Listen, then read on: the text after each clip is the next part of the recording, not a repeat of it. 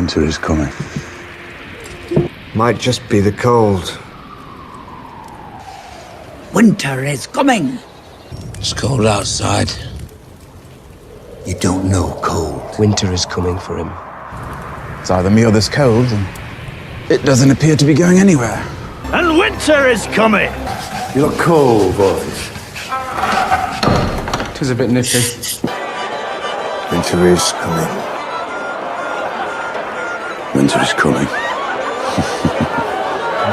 That's cold. Winter's coming. Mm-hmm. I'm cold. It's cold and it's wet. Winter is coming. You're crying because you're cold? You're a long way from home. And winter is coming. I imagine you might be rather cold. And winter is coming. Oh, that's all right, I'm fine. You're not. You're freezing.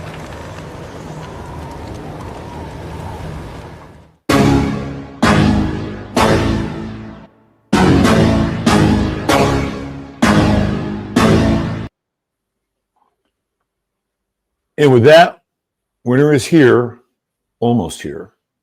Before we bring on our good friend Russ Winter from winterwatch.net, I'm just going to spend a moment or two telling you about today's sponsor of the show, which is always the sponsor of the show, and that is True Hemp Science. And I'm just going to put up their wonderful looking website. Look at this. You can get pet sounds for your animals. Joan's cat absolutely loves the pet sounds. You can get any kind of distillation of CBD to impact any area of your life: muscle recovery, relaxation, relaxed focus, stimulation. And all you got to do is go to truehimpscience.com, spend $100 or more, type in 15MINS. That's your code to get a goodie bag with your order. It means you're going to get a little order within your order. I like to think of it as the Whitman sampler that comes along with your order. You spend $150 or more, get free shipping, and there's always a 30-day money-back guarantee at truehimpscience.com. And we're going to try and get Russ some CBD here and get him set up so that he can be focused and relaxed and all the other things that go along with it. So why don't we bring him on in here, and let's get rid of the screen share, and let's welcome the man of the hour, Mr. Russ Winter. I love those photos in that ad. Those are really cool. Yeah, so I'm really psyched because I'm getting ready to redo my website, and the guy who put that together for Chris is going to be putting my website together. Wow. So yes, yeah, I'm really psyched, and the whole experience with him is kind of where we are, like culturally and socially in a nutshell. So shout out to Tommy, who is the web developer. Tommy's from Finland. Okay. Tommy lives in Mexico now because he met a woman who's from Mexico at a conference. They fell in love. So he's living in Mexico. He's from Finland, and he's working on my website from Mexico. So, this is really this interesting kind of, cultural, global sort of polyglot that we're in. You're an American. The whole production of, like, even these interviews, I mean, you're pretty good at it. Sometimes we have a little production difficulties because I just throw a lot of stuff at you and you have to find it and bring it on the screen. But I did a show on Wednesday with Jim Fetzer and Joachim Jacobian that I thought was a pretty damn good show. We were really on the target in a lot of ways, but we had problems with the mute. Jim was mute for 5 minutes and didn't realize it, and people are just going to go away. They're just going to tune out, and then we were scrambling around just trying to get the production together of an otherwise really good show. So it's important to be able to be smooth in your production, and some of us are just old men like Jim and I, and we're not really that good at it. So, I'm actually, if you haven't noticed, I'm actually broadcasting from a different kind of location. And the reason I'm here is because the internet signal's better. And I just got tired of having to wade through, because my other studio is in another part of of my living space. And I was just getting, even with a mesh router, I was getting like crap signal and it was getting in the way. I'm like, fuck it, I can't do this, right? So I'm over here now. I don't get any interruption. I like the brick background. It works, right, for now, until I get my hardwire back into the other studio. But getting back to my original point, like how this all works, right? You got a guy from Finland, web developer living in Mexico, working on my website, and I'm in the United States. And this is the order of business now. You can just make it all go smoothly for you, and that way you can just focus on your message and your shows and your interviews. But it's not like I'm working with somebody in Kerrville where I live. Like, just think of the location, right? And even with you, you're an American expat living in Prague. And so we're having this, and you started a website over there, winterwatch.net. So you're part of the conversation as well. We're redefining this whole idea of what it is to be a member of, the global community in an organic way, not in some World Economic Forum kind of forced, flatline, average. You're all going to wear the same fucking thing, eat the same fucking thing, follow the same fucking rules, right? That's like this forced global order. We're emerging into a newer global order in a world that doesn't have these arbitrary boundaries, and we're able to work and communicate. And I think it's actually a very exciting time, and we need to be able to take advantage of these tools and get better at them and have this amazing cross-pollination, which I think is occurring. So I just wanted to make those connections, like with the whole web developer thing, and even between you and I, and all the other shows you do as well, right? I mean, think about it. Like 10 years ago, we couldn't do this. It wasn't happening. Yeah, if your mic goes out for 5 minutes, people are gone. You just lost your whole audience for that particular show, and then we just rolled out a really good show that I think we lost half the audience. So yeah, I mean that's a problem. Like there can be glitches, so you got to make sure that whatever kind of chaos can creep in, you can minimize it. For me, it was the web signal, it was the internet signal coming from my router. It just wasn't strong enough. Right. So here we go. Anyway, it's great to have you back. And it's too bad we just don't have a lot to talk about. What are we going to talk about today, Russ? Guys, I noticed somebody is asking in the comments, what are these guys going to talk about? Anyway, roll with it. Go for it. Yeah. So, Russ and I, the last time we actually were sharing the same screen was over on Giuseppe's show. And, Russ and I kind of crossed swords a little bit on some of the Trump stuff. And because I have always, like, I'm in Russ's camp when it comes to like Palestine and Israel and some of this unchecked power that a specific group, which has never ever been called out for their unchecked power. Russ and I are on the same page when it comes to that. When it comes to Trump, I've started to lean into this idea that Trump has a very interesting and weird plan that from this perspective, we can't really completely understand. I'll see things that I'm not down with. I'm not down with the Project Stargate shit and Sam Altman and Larry Ellison. Like, these guys are just, to me, they're fucking human losers in a lot of ways, right? Because their values are completely and utterly synthetic and devoid of like being a real person. When you have all that money, you're insulated from real people, real world situations and problems. So I've got an issue with, when I see something in Trump world that I don't dig, I'll talk about it, right? But then there's these other things that are happening, and you have to admit they're kind of interesting. Now, we were going to talk about this. I want to bring this up. Trump did a federal ban on men performing in college sports. So the NCAA was forced to remove the possibility of transgender athletes. And so that's one that I described on Giuseppe's show and our previous show as a salami issue. And it's like a T-ball shot. Now, it doesn't matter. He did it. Well, yeah, he did it, but it was kind of set up for him.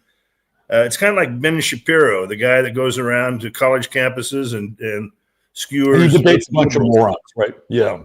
Just skewers a bunch of liberals, with their crazy ideas. That's a salami issue. Yeah. So I'm very suspicious of that. I mean, I'm not saying what he did is bad. It's good. I mean, why not? Look, sometimes Russ, sometimes we have to accept a gift, whether it's a salami issue or not. Yeah, right? That's true. That's true. So that's just one thing, right? But the USA aid thing, that, like you said before we came on the air, that's a big issue. So let me describe what I think all this is all about. All right, it's all about grifting. That's the problem with the United States. It's just a big grifting society. And you have these factions. In the case of the Democrats, the USAID, where they did a lot of their corruption and funneled a lot of their money. And it's sort of a lot of it is the tokum olam wing of the Jew spectrum that controls that. That's not necessarily Trump, okay? So they funnel a lot of their grift through this USAID. Trump comes along and says we're going to end that, because obviously what it does is punish his political opponents. And then he replaces it with another grift. So I can, I'll let you continue on, but I can describe as we continue with the show the other grifts that are coming about. Let's start with one of them I should mention right now is the Strategic Wealth Fund. Well, the Sovereign Wealth Fund, which I talked about. Sovereign Wealth Fund, right. So again, we come back to what I think is the core issue.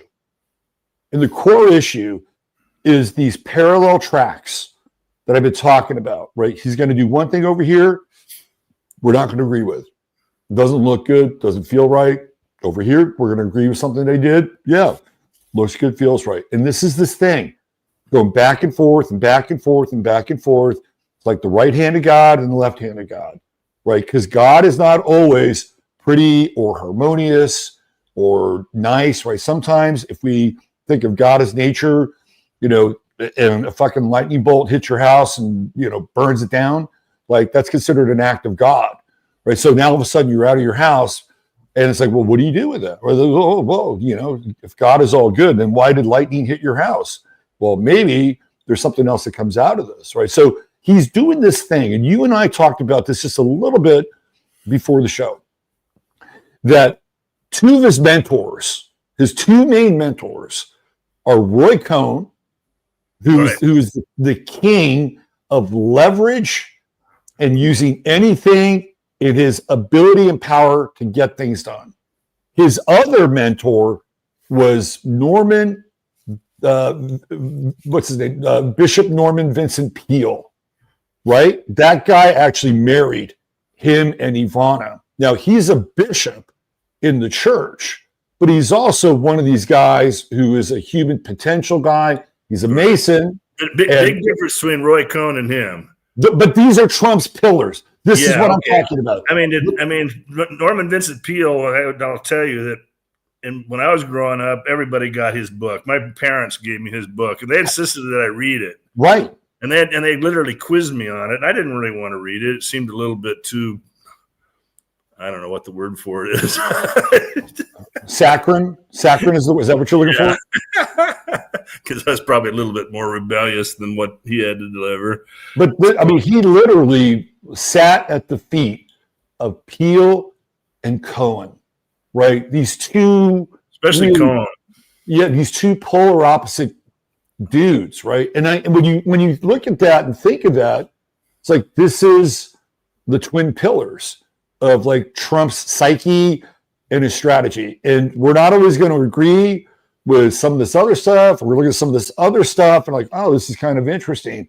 And the last thing I'm gonna say about this, and I'll give you the mic back, is that where we are right now, we can't really understand the full effect of what's happening because there's just not enough information in the bank. Right now, a year from now, we might have a better understanding about this. But right now, it's like sooner. Maybe sooner. It happened fast, right?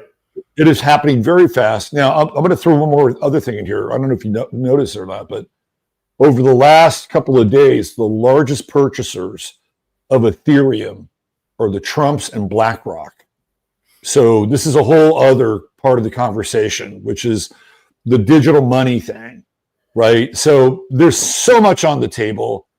some of it is good, some of it is cringe, some of it is like, we don't want that. Some of it is like, yeah, we want more of that.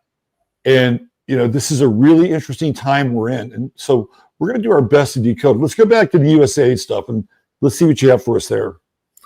Well, I just think that just one group of grifters that are political opponents of Trump that he's removing and shaking up severely and exposing a lot of stuff through USAID. That's fine, but then he's replacing it. He brings in this Ludnick guy to set up this sovereign wealth fund. And so I'll tell you. Let me just cover for 3 minutes what I think a sovereign wealth fund is and how it operates. What they need to do is they need to fill the coffers. So he's equating it to Singapore and Norway. Now Norway filled their coffers up with oil money. Right. They tax the money out of the North Sea. They put it in the sovereign wealth fund instead of applying it to their revenue, their government revenue to run the government. They separated it and created this wealth fund and did very, very well. So Trump likes that idea. I mean, it's not a bad idea, but where does a country with $37 trillion worth of debt fund a sovereign wealth fund from? Okay, I'll give you 3 areas.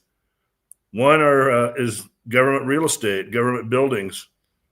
I put, people should watch Winter Watch or check in on me once in a while because I put up a lot of ancillary stuff that's useful later. Sometimes, people will see it and say, well, why did he put that up there? Well, now we know a good reason why I put up a chart. Maybe you remember it, showing the buildings in Washington, D.C. and how empty they are. Remember that? Didn't we do that in the last show? No, we didn't do that. We didn't cover that. So the average government building in the D.C. area is 80% empty. They're going to liquidate them. They're going to liquidate them very cheap. Probably, I can only guess 30, 40 cents on the dollar, 20 cents on the dollar. They're going to go really cheap to Trump's buddies, his cronies. That's my prediction. And that will start to fund the sovereign wealth fund. But this is grifting. This is a looting operation. And then they're going to move on to Western lands, sell them off to the resource companies, which probably is not a bad strategy, and go ahead and raise some money from that. But again, the devil's in the details. At what price? A fair price? How are these transactions going to be managed? I don't trust Trump on this because I think he's corrupt and he's controlled by a bunch of Jewish oligarchs. You got the Tokum Olam crowd that benefited from U.S. aid, and then you got these Jewish kleptocrats that are, which is the kosher right. And then third, I think they're going to liquidate prisons. The federal government has jails, prisons, military bases. We talked about that last time. I think you and I are in agreement that they don't need all these military bases around the world. No, they don't. So they can raise money. They can liquidate that and raise money and put it into the sovereign wealth fund. But then that becomes a very powerful political tool to benefit your backers, your donors, the people, your supporters. But Russ, let me just throw this out to you. It's kind of always been this way. Yeah, it has. Well, it's always been this way. And to think that we're going to step into this pristine, hermetically sealed new world where everybody shows up with the highest degree of character and moral intent, I think is delusional, right? And I think at some level we have to come to grips with the realities of this world. And it's like, okay, well, are we, if we can do that and at least have some kind of resolution with that, then we can begin to look at these things from a more pragmatic point of view. Right. So my thing with the sovereign wealth fund, the question is going to be the transparency of it all. And you and I, we're not going to be able to track that. We're not going to know the transactions take place. If it's on a blockchain, we will. If it's on a blockchain, we will. Well, I'm talking about the sale of, say, a 100,000 square government facility somewhere. It's 20 cents on the dollars, and we have no way of really judging that. Right. So I'm going to use a mob metaphor for this. So back in the day, you'd have the mob in New York, right? And they would patrol these neighborhoods, and they would have these shakedown scams, right? And oh, you better pay us some money because we need to protect your store or whatever, right? Like, that's the downside of the mob.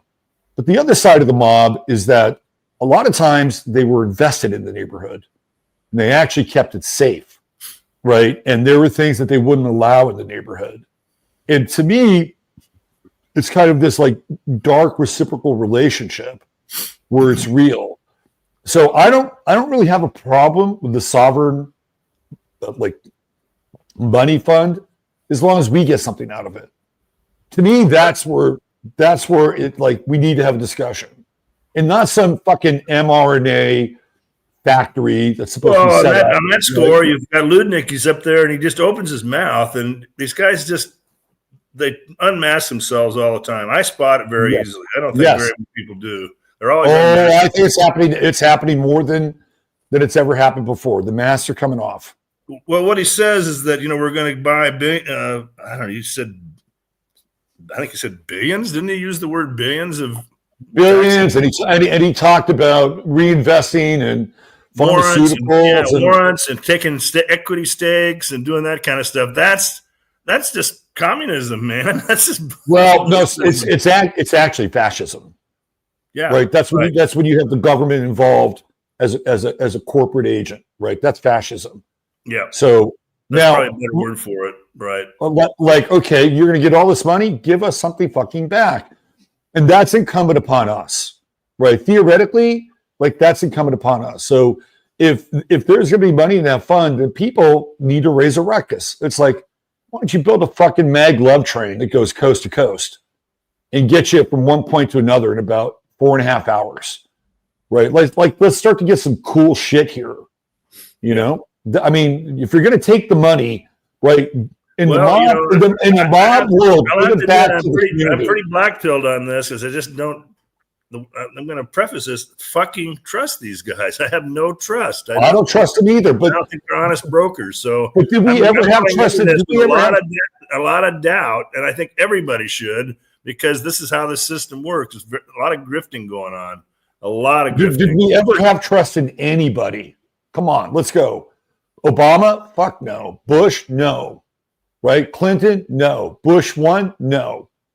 Like, the whole trust factor for me and you, people like me and you, it's like been minimal for decades. So this is no different. Tell you what is different though, Russ. We're seeing it, right? It's above the line. Like, we're starting to see it. Maybe our audience is, but I don't think a lot of people are. I don't think they have a clue. They have no idea how a sovereign wealth fund works. It's a lot of privatization. Okay, so that's downsizing government, getting rid of excess properties, closing departments. I mean, who knows what's on the list? We're going to see. This Doge thing is going to come up with a list of things that are going to be liquidated. Let me ask you a question about this, because this is what I came to about Doge, is that like with USAID, it's all there, right? The receipts are on the table. You just open up the book, it's all there. But the system has gotten really, really good at hiding money, right? Really good at hiding money. And my thought is with this Doge thing is that they're going to create an algorithm. They're going to create kind of a bot to find inconsistencies and variables that have to be looked at. And I think that what we're really approaching, and I love your feedback on this, is sort of this excavation of the below line stuff. Yeah, super audit. Exactly. It doesn't show up. What do you think about that? The super auditing. Well, that would be wonderful. That would be wonderful. I'm glad you brought that to the table, because that's exactly what they should be doing, going after all this dark money and off-balance sheet stuff. But I think they're going to find out the worms are pretty rotten throughout the system, and a lot of Trump's people are in on it.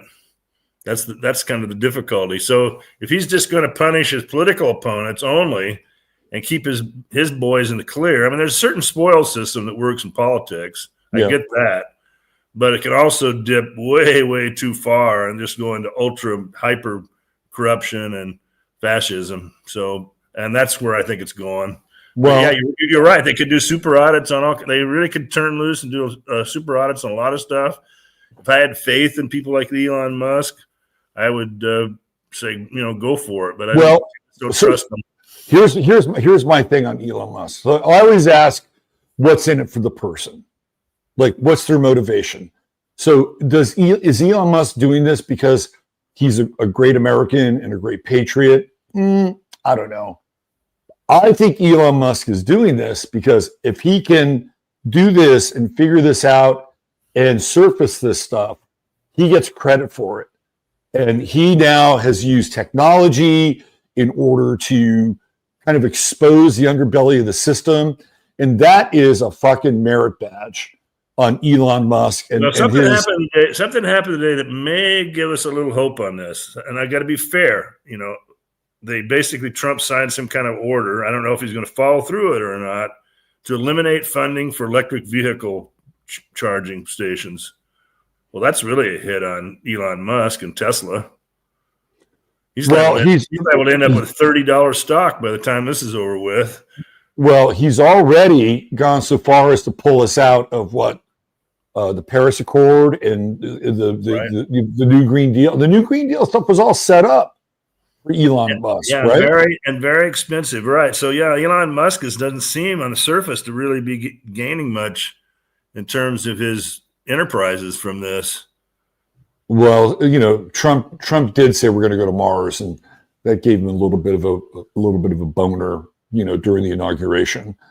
But no, I think Musk wants to be seen as this technological wunderkind, and it's through his technology that they're able to expose the underbelly of the system. He'd love that. He'd absolutely love that. Yeah. Like, pat him on the back. I see these oligarchs as a bunch of goyim or cat. You know, their attitude is the goyim or cattle to be predated on and exploited.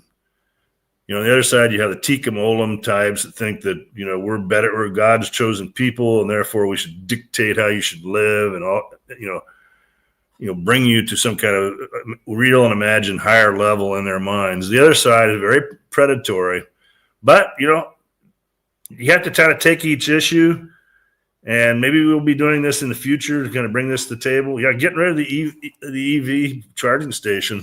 Wow, that's pretty big. Because that goes after one of his main supporters. Elon gave him a lot of money. So one of the things that I've said from the beginning with Trump, you know, when I first started to track him in 2016 and really started to take him seriously as a presidential candidate, like I looked at his astrological chart, which you can find everything you want to know about Trump in his chart. And the first thing, I'm looking at his chart, the first thing I said to myself, you cannot trust this guy. And what I meant by that is that even if you were somebody like Elon Musk or Bibi Netanyahu, right, and you think you're in with him, you're not really in with him, right? And that can go the other way as well, right? So there's this thing about him where if he needs to switch tracks and change an alliance, the dude will do it, right? And so what he does is he builds up loyalty, and in some cases, like with Netanyahu, he's like overdoing it because he wants that loyalty, but you can't trust him. And there's a good side to that, and there's a not so good side to that, right? But that's one thing you could take to the bank with Trump. You can't trust him, and sometimes it benefits you, and sometimes it fucks you, and that's how he rolls. Yeah, he could be capable of throwing his supporters and friends under the bus. He could be totally capable of that. He could throw his enemies under the bus too, right? Like that. He's a blade that cuts both ways. Maybe so that's how you know that gets back to Roy Cohn and Norman Vincent Peale. Right. We'll just have to monitor it. You got to really monitor how he does it. And some of these are sort of backstories, like, oh, no more support for electric vehicles. That's a pretty big initiative. So the other side of that would be, this would be Trump world, right? The other side of that would be, who has Trump made a deal with on the automotive side to pursue a different kind of vehicle, like maybe a hydrogen cell, or because that's the other side. The thing. Oh, wait a minute! There's something here. Let me interject here real quick. Sorry to interrupt you, but Hucklebuck says Tesla has its own specific charging station that eliminates its competition. Well, there you go. So okay, so maybe he's actually helping him out, helping him create a monopoly. Yeah, let's put that up there so people can see it. Thank you, Hucklebuck. There you go. So Elon's happy, right? Apparently. Yeah. I'll share a little story about that I found out about Trump. During the run-up to the election, he was in communication with this guy, Kwame Kilpatrick, who used to be the mayor of Detroit. And of course, he's black, right? So Trump spent a lot of time talking to this dude. And he said, look, we need the vote in Detroit, we need it in Michigan. And Kwame Kilpatrick, of course, as a mayor Democrat, that's where he comes from. And Kilpatrick and Trump came together. He said, okay, I'm going to go out and I'm going to stump for you. And I'm going to get you some votes here. And, as a result of that, right, the auto workers union came out in support of Trump. But they couldn't announce it, right, because whatever, the media wouldn't give them any credit for that. But that was all. It wasn't like one day the auto workers union woke up and said, we're going to support Trump. No, he was back channeling that whole thing through this guy in Michigan with the idea that he would support both them and the industry. And this is kind of what he does, right? There's another side of him. Even whatever you think of RFK, he was back channeling with RFK months before RFK made that decision, right? So this is the other side of Donald Trump that we don't see. And it's this behind the scenes negotiating, whether it's good or bad, time will tell, but it's part of his modus operandi. And again, if we needed a president or somebody in a position of power for the times that we're in, I think we kind of got the right guy. Not necessarily in terms of maybe the country, but in terms of demonstrating sort of this. Well, he forces issue because he's hyper aggressive. I think that's the correct word, hyper aggressive. Yeah. But it seems to be kind of laser focused on certain things like the fentanyl crisis, closing the borders, forcing Canada and Mexico into a really aggressive mode on getting the borders closed. And that would be a major victory. But the proof is in the pudding again. I guess here I am blackpilling because I think it's just going to lead to a major war with the cartel, especially in Mexico. They might be able to do it in Canada and keep their ass to the fire and get them to cooperate. Mexico is going to be a completely different story. It could just erupt in open warfare with the cartels. The cartel, it's a narco state. So back in 2016, when I was doing my podcast, I was actually advocating for this a long time ago. It's like, okay, we're sending our troops to fucking Iraq and Libya and Afghanistan and all these places where it doesn't really mean a whole lot to us. But right across the border, we have a major crisis. It's killing our people. And if we were to commit troops to any place, this is what I was saying back then. Bring it on. Yeah, in other words, bring it on. Bring it on. Yeah. Bring it on. Okay. And I saw this video. It was a guy from. But if you ever studied the narco wars in Colombia, they're pretty vicious. They'll just start blowing everything up. It'll be nasty. It'll be a real war, and I just hope people are prepared for that in the United States. Because the narcos are just not going to roll over. They got way too much money. They have way too many mercenaries. They control the Mexican government. The United States may eventually win this war, but they're going to bring it to the table. And, and maybe it was just inevitable that it just has to happen this way. So I watched the video. I think this guy was either Special Ops, Delta Force, Army Ranger. I forget which, but, elite. This guy was elite. And he was on somebody's show, and he said, listen, if the cartels got into a fight or a war with Delta Force, Rangers, Special Ops, the cartels would not know what hit them. Really? And and I'll tell you why. The cartels are good at inciting terror. Yeah. Right? They can go into it. They're good at inciting terror. Yeah. The cartels have never gone to war. Okay? These guys have been in war. They know what it's like to be in a war situation, and if we were to commit troops to any place, this is what I was saying back then. If the cartels got into a fight or a war with Delta Force, Rangers, Special Ops, the cartels would not know what hit them. Really? And I'll tell you why. The cartels are good at inciting terror. Right? They can go into it. They're good at inciting terror. The cartels have never gone to war. Okay? These guys have been in war situations, whether it's Afghanistan or whatever, right? These guys know what it's like. So they have a whole different level of like action, integration. If they needed to strike, I'm not sure the cartels, like there would be losses on the American side, no doubt. But I'm not sure the cartels would know what they're up against. And there are. I've seen the cartels. We've got a good comment. Put up Christie's comment because she said something good here. So let's take a look at what she says and let's discuss this. Yeah. Oh, I know. I've talked about this. They're deeply embedded in our society. They're in our government, right? They're in our government. And on the Mexican side, especially.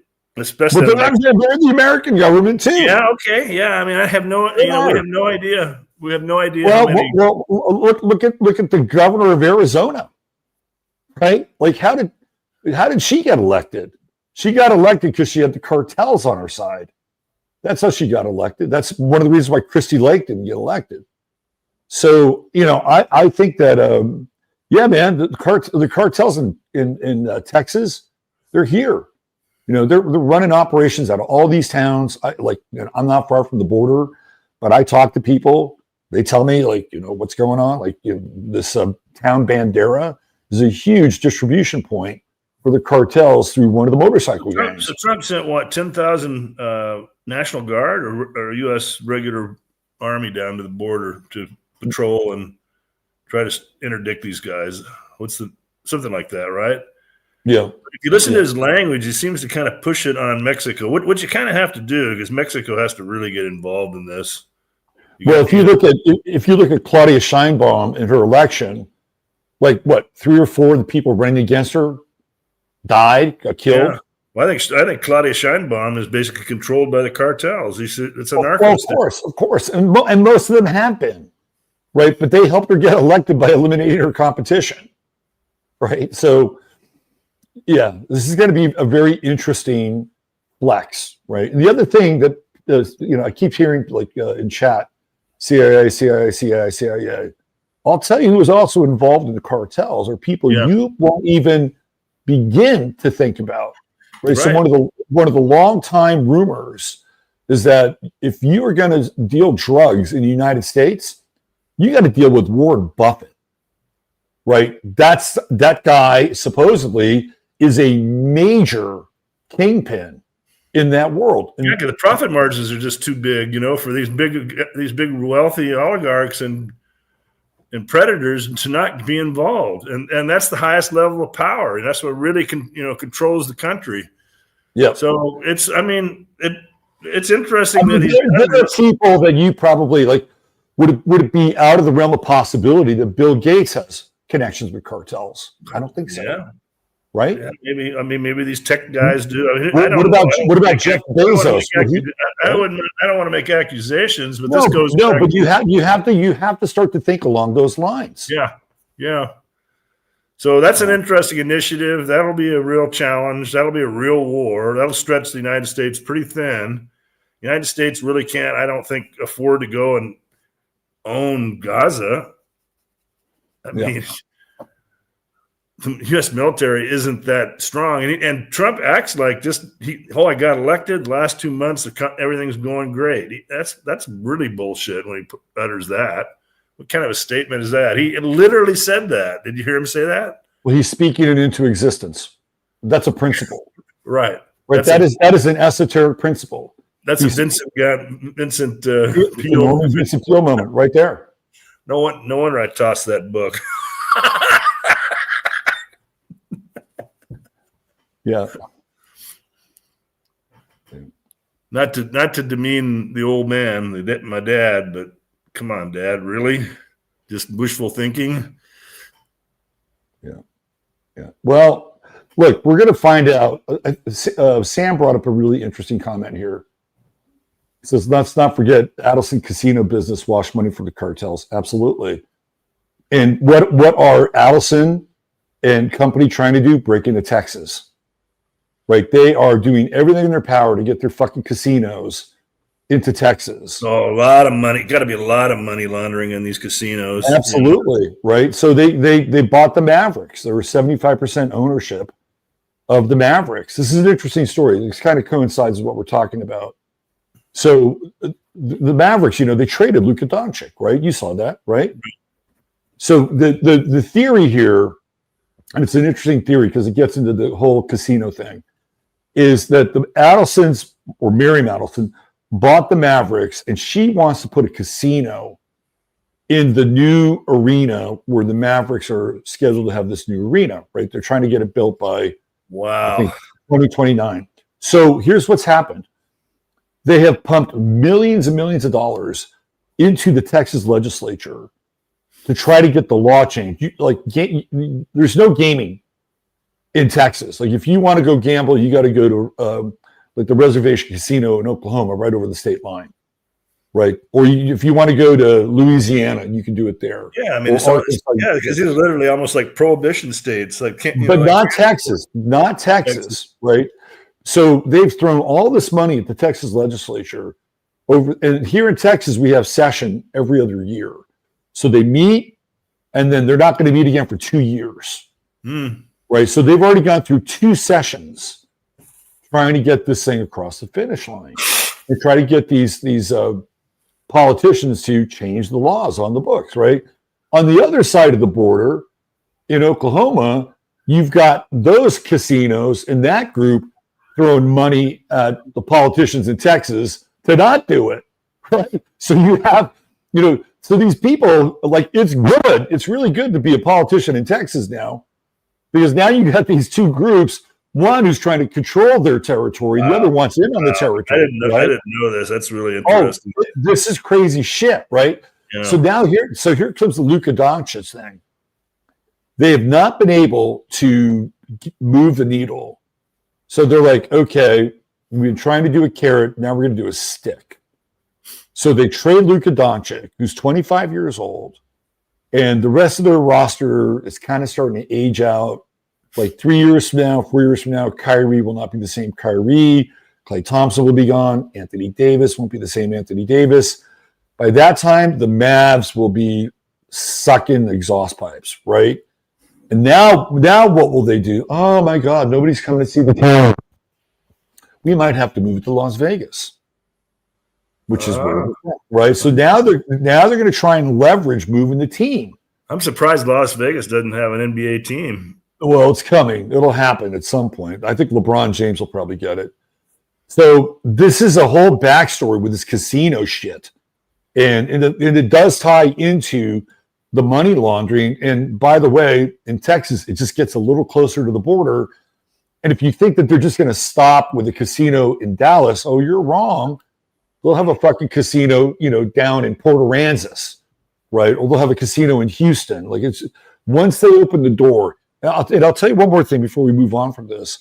I was watching my Rumble video from yesterday, and they have a shit ton of like commercials on Rumble.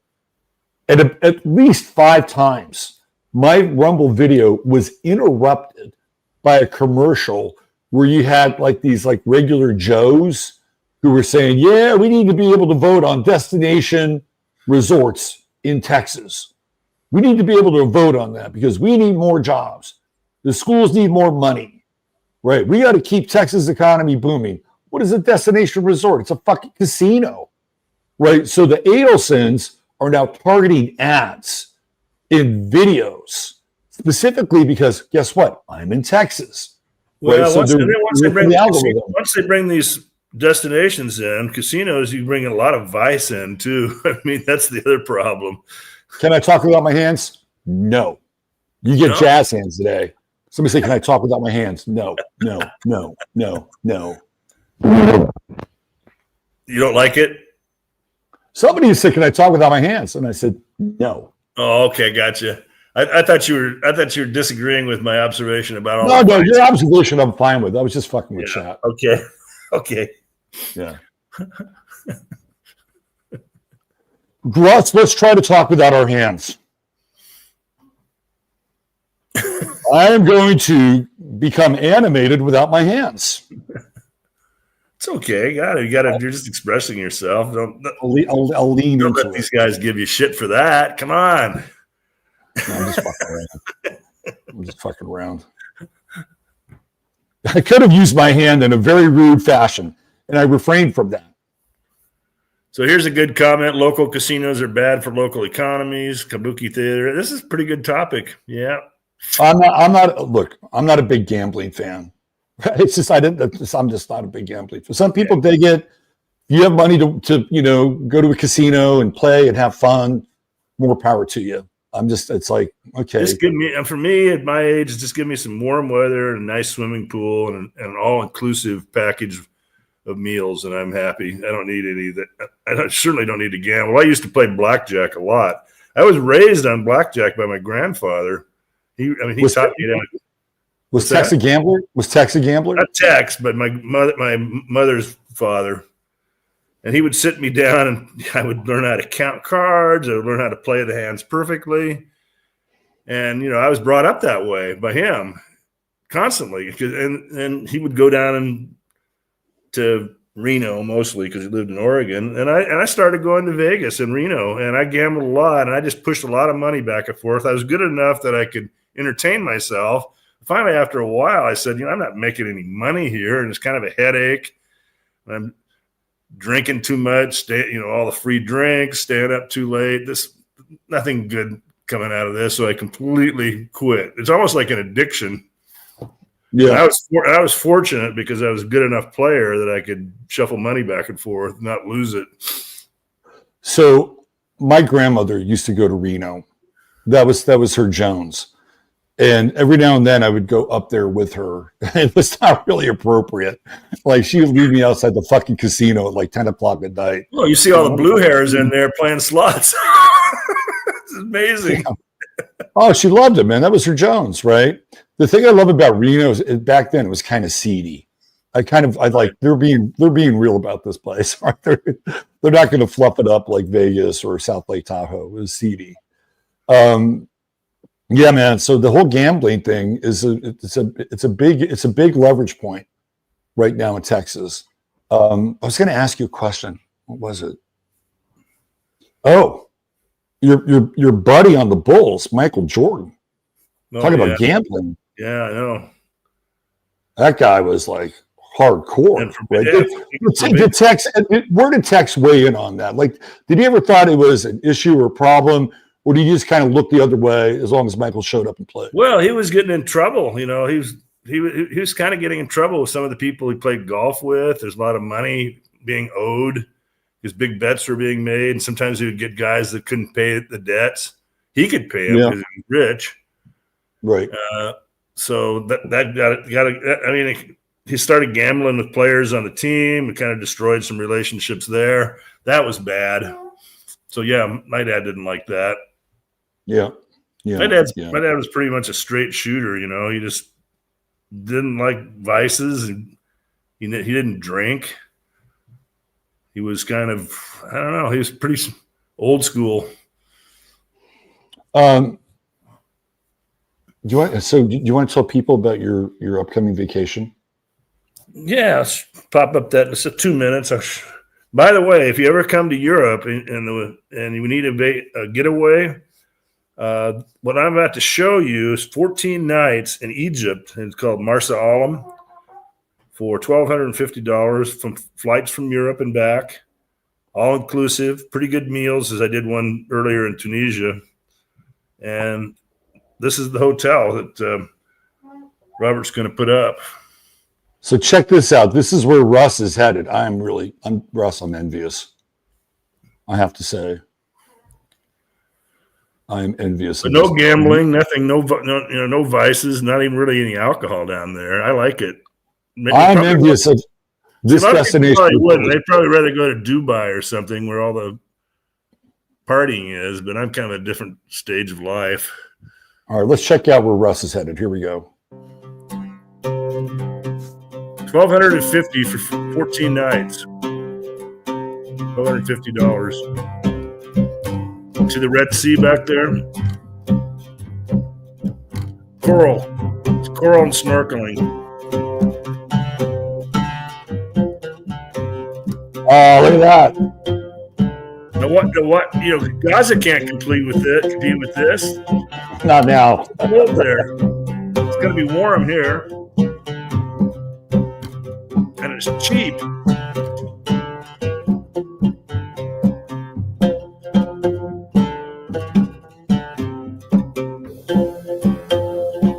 Ah, this is great. Yeah, just right there by the hotel. I got the deluxe room like that with the overlook of the pool.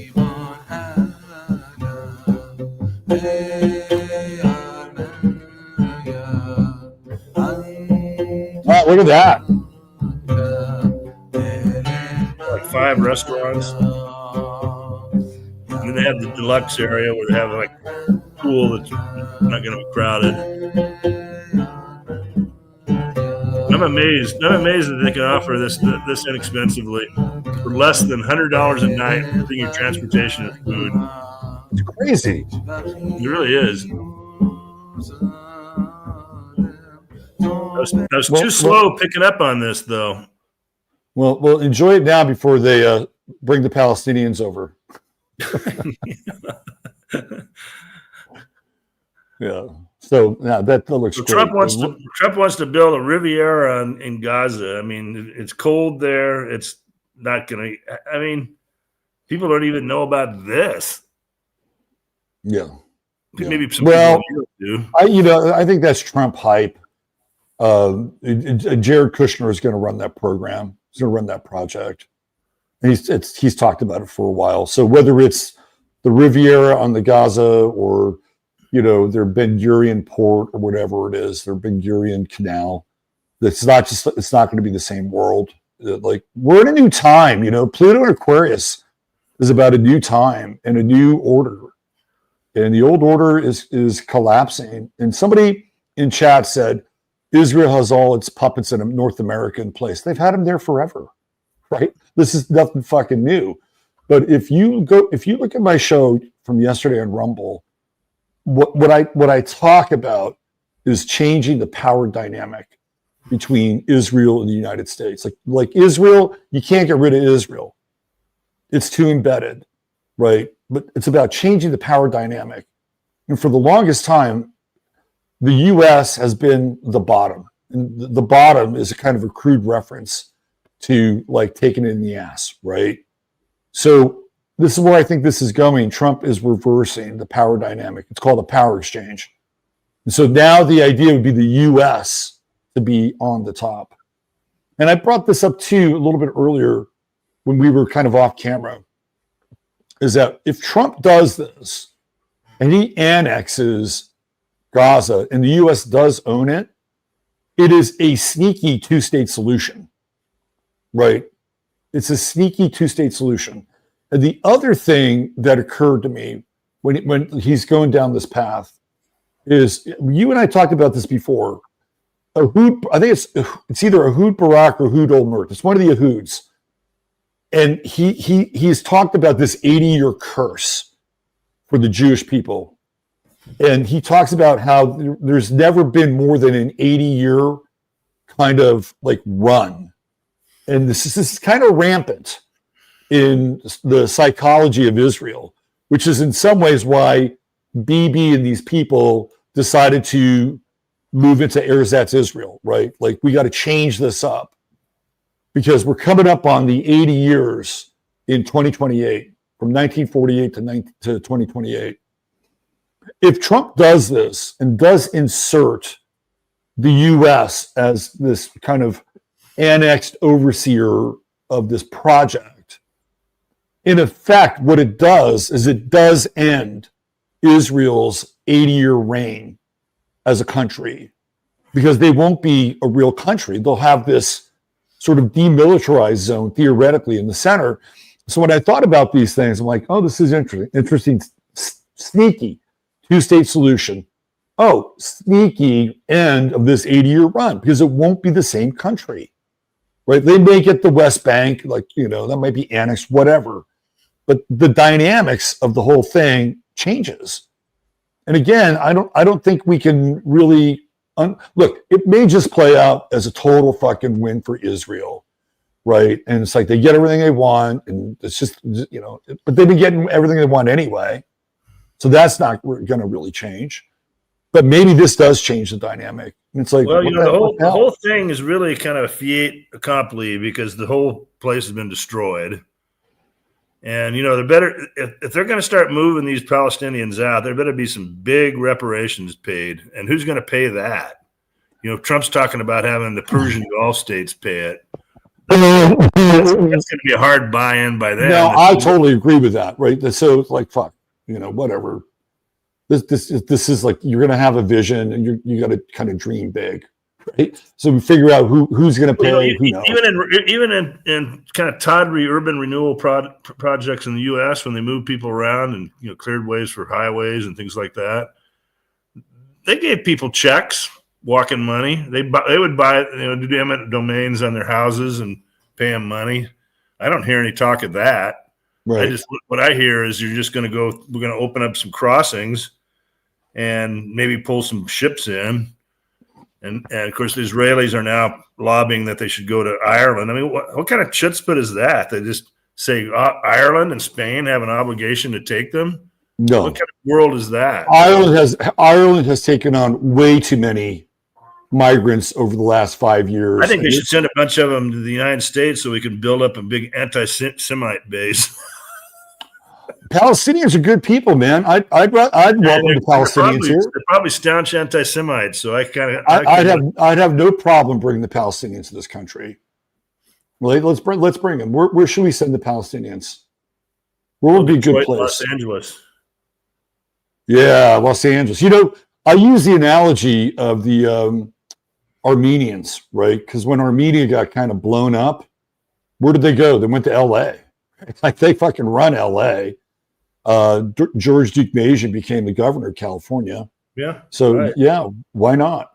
I wanted to just bring this comment up. Raising Gaza in the Bible or one of their books, they believe they're fulfilling prophecy.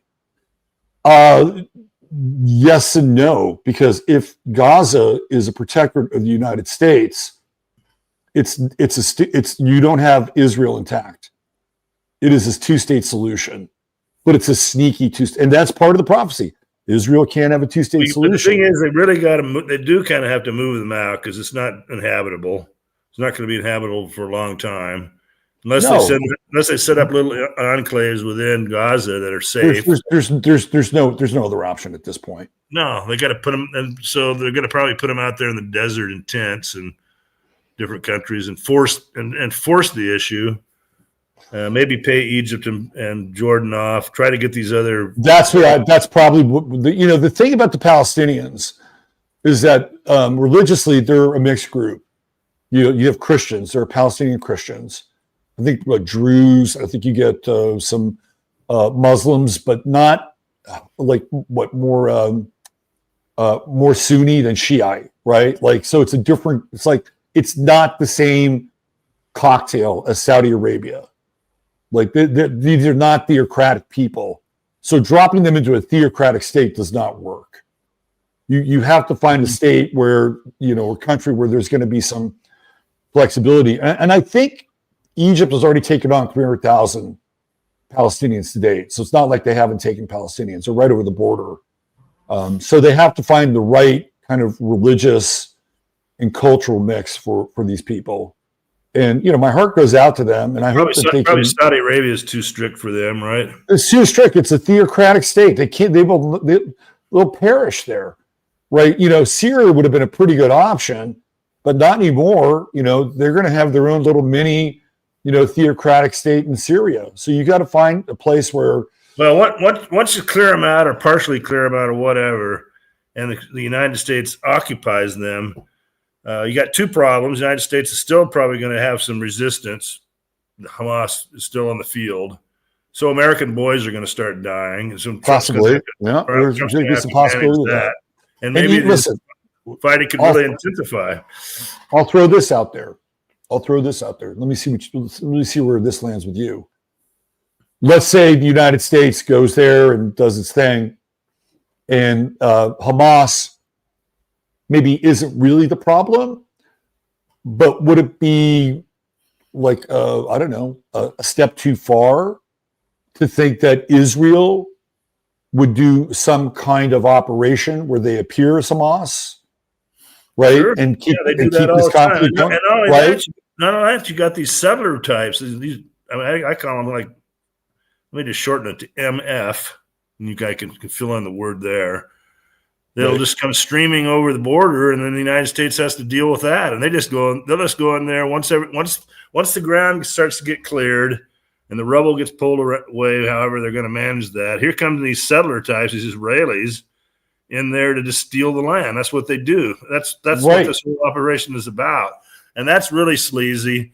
And that's where it all falls apart. So and then if that happens, then you're going to get resistance from. I mean, how long is it going to take to move 2 million people out of there? That's not going to happen overnight. Can you imagine? 1.8 million people. It's not going to be Operation Dumbo. You're not just going to be able to airlift them out. No, you got to process them. You probably have to, get them furnished, get some medical attention to a lot of them. It's a major humanitarian operation. I don't think Trump digs what happened. I don't think he is into, I think this is where I disagree. I just think he's too transactional. Everything is grifting. There's too much of this grifting going on. I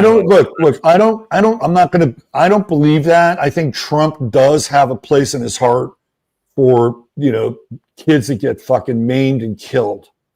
He sure doesn't speak to it. Well, he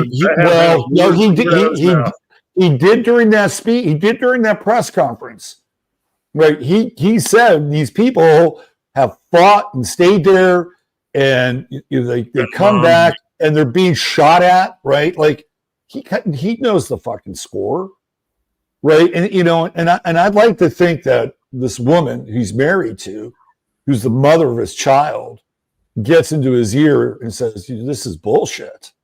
Right, these kids are they're just cannon fodder. I think he understands the gravity of that. That's my sense. I don't think he's that cold and callous and that transactional, although he is transactional.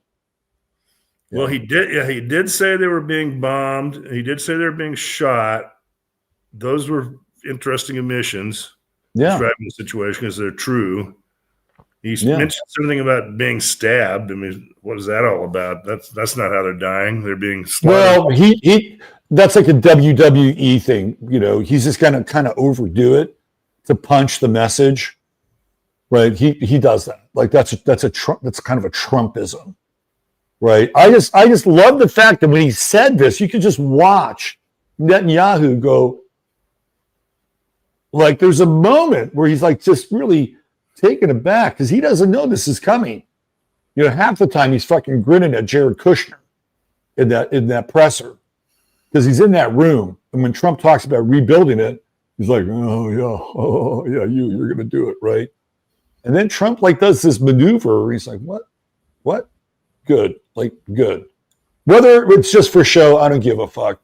I do, but it's like in that moment. Bibi Netanyahu, for the first time I've ever seen that guy, and I've seen him a lot, he wasn't in control. And that was worth the price of admission for you to rewatch that speech. But publicly, he might not be in control, but then publicly, when everything goes backstage, then they kind of work their typical tricks. Yeah. So people attribute a lot of characteristics to Melania based on what? I'm going to attribute a characteristic to Melania that she's a mother. And if you're a mother, you have a different relationship with children in general, right? You're connected to all the other mothers of the world. So I'm just going to check the mother box, right? And so this is just kind of how these things work. So that's the only thing that I'm. You got a guy in comments that seems to think that the Gazans and the Palestinians are the problem. He must be some kind of a Zio-Christian or something. Indonesia is Muslim, and we aren't having these kinds of problems with them. So why are the problems happening, Jesus Christo? Really? There's basically a 80-year history of exploitation, murder, land theft. I'm kind of amazed the problem isn't greater with the entire region. So we're going to blame this on the Muslims that the behavior is off kilter. I don't think so. So what's interesting about Indonesia, this is a very fascinating case study, right? Indonesia is a society that is managed by kind of these strict rules and order, right? Like they got rules against gum chewing in certain places. Like there's like a lot of like heavy top-down rules, order, and regulation in Indonesia. The upside of that is that you know where you stand, right? And if you cross those lines, you're not going to, it's not going to go well. But the other thing with that is that people have the opportunity to kind of live a bit more free. Well, they decolonized. They got to kick the colonizers out. This is completely the opposite here. They're you have imperialism and colonization. In this case of Gaza, is totally different than Indonesia. Indonesia got rid of the Dutch 85 years ago. And then they had some internal strife. They had some internal strife because there's different factions in Indonesia. So to say that Indonesia's had kind of like a clear run ever since is just not true. They're relatively stable now, but they've had big problems. Timor, look up Timor. That was very bloody situation. The point I was trying to make is that when you have a society that has a lot of top-down rules and order, and people know what those rules and order are, that there is in some ways more freedom because you have a high-trust society, right? And in a high-trust society, you can go out at night, right? You're not going to, be afraid that somebody's going to, mug you, right? So there's this interesting trade-off. If you go to Israel, Tel Aviv is the rainbow fucking capital of the world, right? Like anything goes in Tel Aviv. Stuck right into a bunch of religious communities in the Middle East. So, you have these full-on rainbow, 3 or 4 day love parade dance parties, right? So you have very little top down, like anything goes, right? Then on the other side of it, you have a low trust society. So I was just using the two as a counterpoint. Mm-hmm. Like, do you really feel? I mean, I know that some people feel like they go out in Tel Aviv and shit. Well, I sent you in DM. We should probably pop this up while we're kind of talking about this general topic. I sent you a clip of what's going on in West Bank. Did you see that one where they're destroying the infrastructure? Yeah, that's going to happen. I know it's going to happen because I think Trump made a deal with Netanyahu. He's like, you can annex the West Bank. That's going to happen. That's really big. It is huge. But again, the other part of the deal is taking over Gaza. To me, that's a Trumpian move, whether you like it or not. Right? All right, where is it? Okay, the thing is when the Jews started showing up in Israel in 46, 47, guess who ran the country? The British. And they got the shit kicked out of them by a bunch of Jewish terrorists. You don't think that can't happen to the United States in Gaza? It's a different situation. I'll tell you why it's a different situation. The British just came out of World War II. Right. So if you go, World War II ends at 47? And all this shit, 45? Okay, so then all this shit starts to happen at the King David Hotel and stuff like that. Do you think England had a real taste for war at that point? No, they wanted to get out. They want to get out. They were easily forced out. But does the United States have the will to go in there and run herd over Gaza and reconstruct it? And we'll find out. And have full cooperation of the Jewish element, the radical Jews in Israel. They're going to be clamoring to get in there and just take the land. And so there's going to be those side deals made, and they're going to take the land. They're going to stake it. They're going to stake it. The land is already taken. It's taken. The land is taken. Yeah, that's there for the taking. Somebody can take it. That's right. Right. All right. So the destruction caused by malicious Zionists to Al-Far's refugee camp in the West Bank. Look, they've been doing this from day fucking one. They're really picking it up now, though. Day fucking one, they've been doing this. Yeah. All right, we'll play it.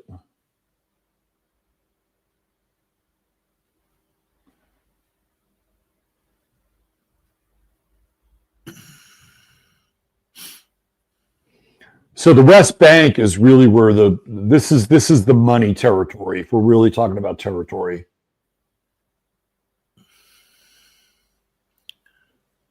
Well, when you do this, it tends to kind of cut people off and trap people in little corners and nooks and crannies. Yep. It's kind of medieval, more medieval. I mean, the word that comes to mind when I think of the Israeli Jews is medieval. They're really medieval in their methods, how they operate. Medieval. Look, there is a thread that runs through history with war and occupation, and the same kinds of energy and tactics that Genghis Khan used. A lot of those are transferable to modern day society. That shit doesn't change. No, it doesn't. The modern warfare is not nice at all. The only thing that changes is psychological warfare, which has become much, much more sophisticated. That does change things a bit, but it can go both ways with psychological warfare. You can use it against your oppressors. But there's some pressure points being put on the West Bank too. So if they start moving the Gazans out, then that kind of opens up more abuse in the West Bank to the Palestinians living there. And then you just get a clean sweep of the area. And I think that's what's going to happen, because I don't think Trump is an honest broker. I don't think he's an honest broker in anything. Who is an honest broker? At that level in the world, give me an honest broker. Nobody is going to be elected in our system with the corruption and grifting going on. There is no such thing as an honest broker being elected president of the United States. The United States has turned into a disgusting country in terms of its. Well, look. I think at the very least, we're starting to get a look at the underbelly. Let the healing begin. Let the healing begin. Trump's got Thomas Massie on his side. And Thomas Massie's introducing some very interesting bills. Right? And so by cutting out this fucking pork, Sean Penn getting $8 million to go to fucking Ukraine and do lines with Zelensky. Are you kidding me? Wow, they came up with that one? Oh, Jesus. Angelina Jolie getting... If these stories start coming out, it's gonna be huge. It really is. Right. Because it's just gonna point to the corruption. Politico, I don't know if that story is true. It could take the economy down, because the economy is held up by a lot of this grifting. There's a lot of NGOs that these people make big money. Huge. They start getting let go. That just puts it's a false facade of the economy, that you have a lot of well-to-do people that are milking the system with this grifting. And so once that starts being removed, even if it's only on one side, the leftist, it's just going to leave a big hole in the economy. And I think I think Trump and his guys want to take the economy down. I've been putting that out for a long time. You and I are philosophically in disagreement with this. Okay, well, a lot of people say, why would they want to do that? And that's what you're probably going to argue. Why would they possibly want to take the country on? They benefit from it, right? Well, I think that they could take the economy down, but they would replace it with a different economy. I don't think Trump wants to be the guy that is holding the bag and says, yeah, the economy well, you can kind of blame it on, if he me. does it quickly, you can kind of blame it on Biden at this stage. So it could happen pretty quickly. Trump wants to be a fucking hero, right? He wants statues. You don't get statues by taking the fall for the economy. But you can't just wave a magic wand and refinance $9 trillion worth of debt rolling over this year, and the liquidation of large amounts of empty government buildings, and how that crashes the commercial real estate market. I mean, all the tsunami waves of the policies that he's putting in place, some of which I agree with. They do need to liquidate. There needs to be a liquidation. They need to liquidate the excess government buildings, but it's not a free ride. There's a tsunami that's sent out, getting rid of all these liberals and putting them in unemployment lines. There's a tsunami that goes out from that. And I think that his minions, his plutocrats that he works with, they know how to hedge all this stuff. You know, they have very sophisticated transactions, derivatives. Absolutely. Absolutely. So when it happens, they actually come out ahead, and they're the only ones with any money left because everybody else is in. I don't think that's going to work for a number of reasons, some of which you may find completely irrational. But again, Trump is a guy that wants fucking statues. You're not going to get a statue by just empowering a group of technocrats and sending us into this techno-feudal society. You don't get statues that way, right? You get. If he wanted a statue, he should have never run for president, because for anybody at this moment, it's an almost impossible situation. Nobody's going to come out smelling like a rose in this situation with the setup. Well, certainly a traditional president won't. A traditional president won't. A non-traditional president might have a puncher's chance, you know? And again, I was disgusted with some of the shit Trump did in 2020. I hated the Warp Speed Victory Tour, hated it. So I'm not here to like, you know, suck up or, you know, blow sunshine up the Trump legacy ass. And at the same time, because I know the guy's a freaking Gemini, and he's got the Sun-Uranus conjunction, that he can flip these things at any point in time. Because it's in him. It's in the chart. Now I wanted to bring this up. This is a really good comment, and I want to share a little story with this comment. Leftist plus right-wing paradigm is recursive. Lots of lefties sitting on our side of the fence because they like the view. What is recursive? Recursive is not quite in my vocabulary. I kind of missed that one. What does that mean? Well, in order to get the full definition of recursive, let us not be confused by the definition. So we will go to. I think I'm pretty literate, but somehow I missed that word at one point. Recursive, relating to or involving the repeated application of a rule, definition or procedure, successive results. So it's like doing the same thing over and over, right?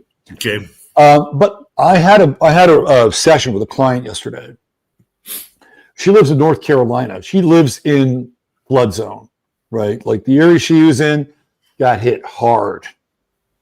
And so she knows all these people in North Carolina in that area who have been lifelong Democrats, right? Lifelong liberal Democrats. And she knows more than a handful that voted for Trump. Like they came over to the other side because they realized that if they had any kind of a change, like the 4 years of Biden were horrible for these people. Horrible. So it's like, okay, the economic factor is going to be the deciding factor. So they closed their eyes and they checked that ballot for Trump. And to me, this is an interesting dynamic. You know, it's a very interesting dynamic in that we're seeing the sea change with these political perspectives and points of view, you know, that happened over the last, year and a half, 2 years. It's fascinating to watch. And I don't think they're really... right now, from a political point of view, is a perfect time to purge the left. It really is. He comes into office and they dig up all this dirt on him and expose the U.S. aid and Lord knows what else. Apparently the FBI's got, a lot of problems. And Elon Musk controls a lot of the alternative media. So, this just comes out constantly in my stream. You're seeing it, right? Yeah. And so the awareness level just goes off the map of just how bad these leftists and Biden was. And Biden truly bankrupted the country. That wasn't Trump that did that. That was Biden that did that. But I see Trump as the finisher because he's got a bunch of predatory types, the Paul Singer types and this Ludnick guy. Ludnick is like a big... Well, Ludnick and David Sachs. So we know who these guys are. Yeah, they're not good guys. They're predators. So that's where I kind of come down on a different angle on all this stuff. I'm pretty adamant about it. I have to be convinced. You can try to convince me on our shows and continue to present the evidence to me and the audience. Well, we're 2.5 weeks into this thing. It's a little early, yeah. Like you have to admit More has happened in 2.5 weeks. Legitimately, he's put a lot of things in motion. You know, whether it's wars with the cartel, which probably has to happen anyway. The purging of the left probably has to happen anyway. The liquidation, setting up the strategic fund.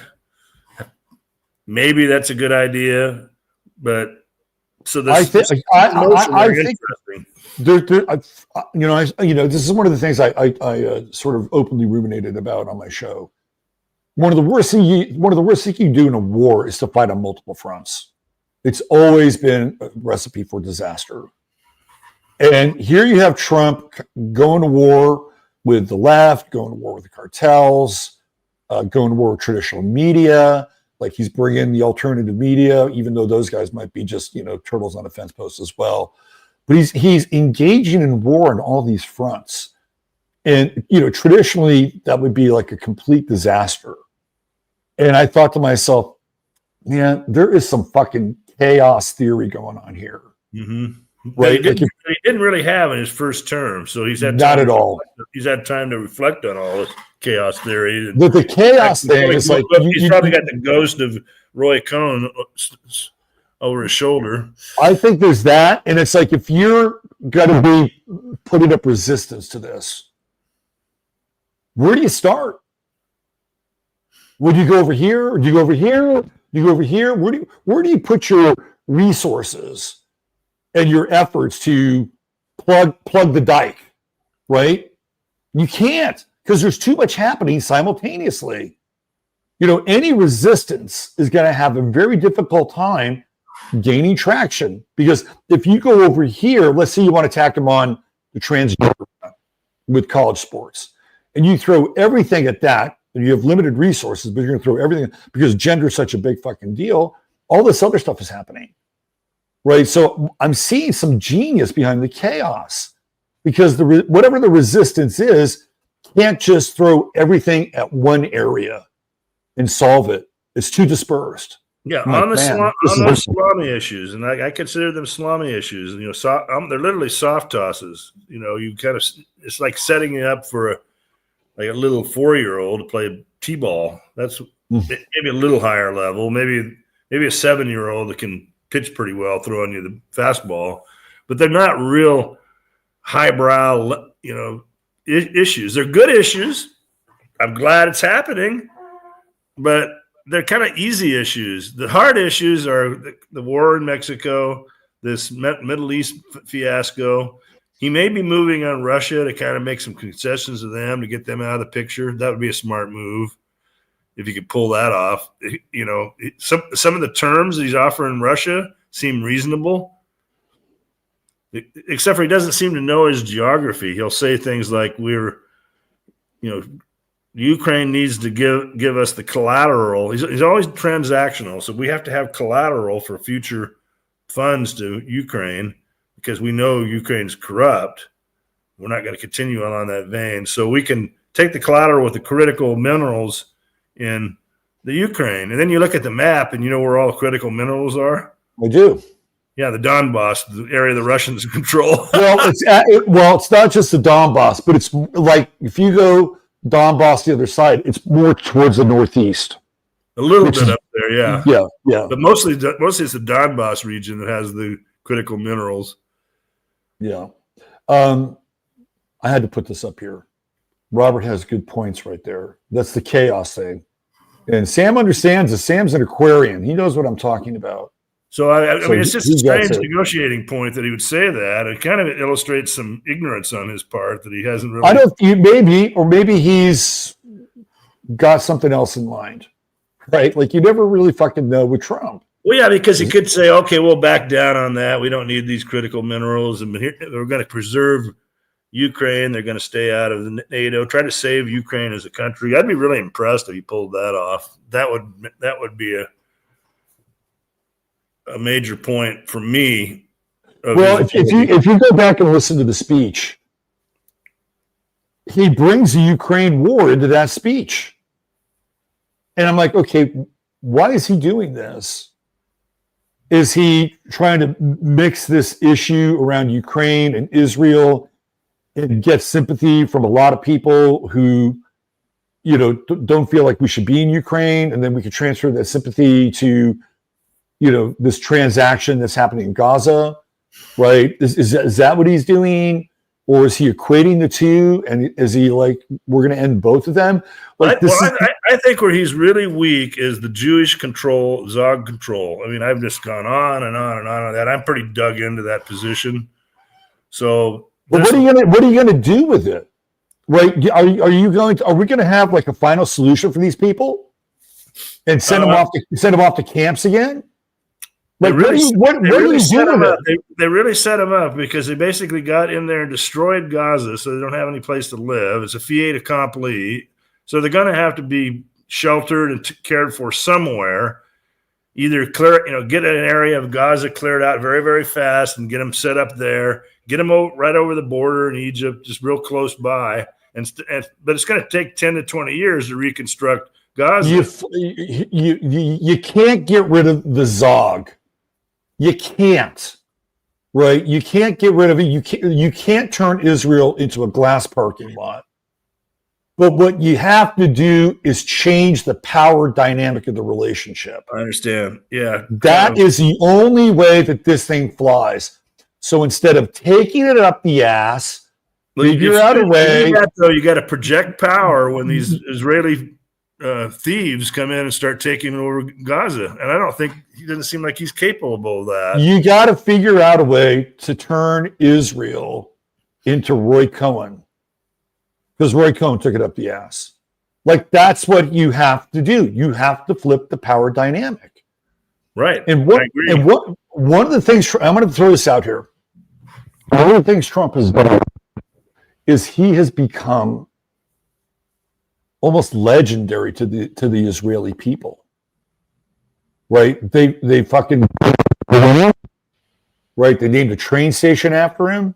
Hell, I've even seen Haaretz and these rabbis compare him to the reincarnation of a Roman who was very. He never says anything critical to them. He just kisses their ass. So yeah, of course they love him. No, I think if you flip the power dynamics and started going the other way, and I think that's what you're leading to. Yes. If he becomes more popular than Bibi Netanyahu in his own country, think about this. Like, that's where I think Trump is going. He wants to become more popular and more beloved than Bibi Netanyahu. That is flipping the power dynamic. Well, if he turns over Gaza on a silver platter to a bunch of Israeli settlers, I mean, that's just evil shit. That's all I can say. It's just evil. I don't know if it's. Look, you and I are going to disagree. What are you going to do? Like, you're going to send troops? Are you going to send troops? Are you going to send troops there to go fucking fight the Israeli army? Good luck. It's not going to happen. It's just not going to happen. He's going to clear the area and make it an American. I don't know exactly what I mean, now he's saying we don't need to send troops. I don't know what he's thinking there. He has got to win the hearts and minds of the Israeli people. He's got to do that. He's got to become more popular and more powerful than Bibi. That's number one. Number two, he has to end this kind of bitter, like, right, left, Christian revision, these Christian dispensationalists and, the Jewish liberal left that wants to, protest on the campuses, which is their right. Like, he's got to end that in this country as well. So this is a very interesting, look, dude, may you live in interesting times. And this is where we are. And he may fuck up, or he may just turn out to be a complete Zog heel. Well, he says things like, well, we got to turn Gaza into like a new Middle East Riviera. For who? For who? What else you gonna say? Like, people for me to come from Europe instead of going to Egypt, I go to. What else are you gonna say? I'll be dead by then. But for the next generation to go to the Riviera and go in Gaza. What else is he gonna say? That to me is sickening. That's just sickening. It's just. What else is he going to say? Oh, we're going to turn Gaza into one of the greatest waste reclamation zones on the planet. And maybe that would be a great thing to do for Gaza. I think he could say, well, if people want to leave Gaza, the Palestinians that are there are trapped. we're going to work on finding some destinations for them and just leave it at that. And then if they leave, if they stay, they're going to be kind of in squalor, and we'll kind of try to deal with that situation as much as we can. And probably if you gave destinations in Europe or around the Middle East or the United States, a lot of those people would head out. And then the objective of ethnic cleansing would be solved. And it would set a very, very bad precedent. These are war crimes. This is genocide. It's a bad solution to a bad crime. And I think we live in a world where you don't reward people for committing crimes, the crimes that have been committed in Gaza, and it sets a very, very bad moral precedent. So without I would go back to this. I'd go back to all these rich Jews around the world and ask for big donations to fund all this. And the idea of going to Saudi Arabia and Kuwait and Qatar and saying, you pony up, we're not going to pony up, and not making the Israelis accountable for a lot of the reparations due. Russ, it's just talk at this point. We don't know how it's going to go. We're just gaming it out, but I think we could kind of see how the game is going to be played. We don't know yet, but I'm just bringing the issues. I'm gaming out the issues that really need to be addressed. Sure. If he's just going to ignore him, then he's just basically. I don't think he's going to ignore him. This is a really complicated problem, and it's not a problem that's been around for thousands of years. I push back on that. It's really been a problem since 1945. But it's a very complicated problem. No other American president has been able to deal with it, right? They just kind of let Israel do its thing. I don't want to get in trouble, right? I want to get reelected. The question is Trump another one? But I appreciate what you're putting on the table, that he might be playing some chess here. There are some things that he kind of said that I listened to him really carefully. I kind of recoiled. I mean, I have to in the beginning I did, and then as I listened to it again, I had less revulsion because I could kind of see like what was going on at a deeper level. And again, I have never seen. He's so Janus Two-Face, though. Can you be a one-faced guy in this world with these people and expect to survive? Good luck. No, he's got Roy Cohn's ghost over his shoulder. You can be fucking Jesus Christ and Socrates and Paul Bunyan and Abraham Lincoln and George Washington and Jim Brown all rolled up in one, and you can be direct and honest and sincere and go straight at it, and guess what? You're going to get Kennedy. So what do you think happens next in the Gaza situation? What's your outlook? How do you see this playing out? I think that Netanyahu is now kind of on edge. And that's where you want him to be, right? You want Netanyahu to be on edge because he's been way too comfortable. And when people are on edge, they start to make mistakes. Yeah, so he's got him positioned so that he can't do what he did to Biden, which is just to continue on with genocide. And you can't do that to Trump because Trump said, hey, we got a ceasefire here. We're working on some stuff. So Bibi can't send the jets over and start killing people again. It would look this is what I brought up. He's like, Trump said, and we've decided, we've given the green light for Israel to receive all the munitions and all the weapons that the previous administration denied them. Okay, good. How are they going to fucking use them? They're not. They use them on Lebanon and Iran. They're not going to use them on Iran. That Iran is a canard. It's a canard. They may use them on Lebanon, but they're not going to use them on Gaza. Okay, so he would have leverage. He would have leverage over Israel with Iran. So if Israel didn't cooperate with how Trump played this out, then he just withdraws any kind of support of Israel against Iran, tries to keep that in check. So he's keeping this in check while he tries to execute his plan, get a little peace in there, a little peace and quiet. Start evacuating people as they can, and it's going to be a long-term project. I mean, no doubt. Well, he may. I'll tell you, Trump may not even be able to see the end of it. Yeah, I'm not sure Trump makes it through the entirety of his term.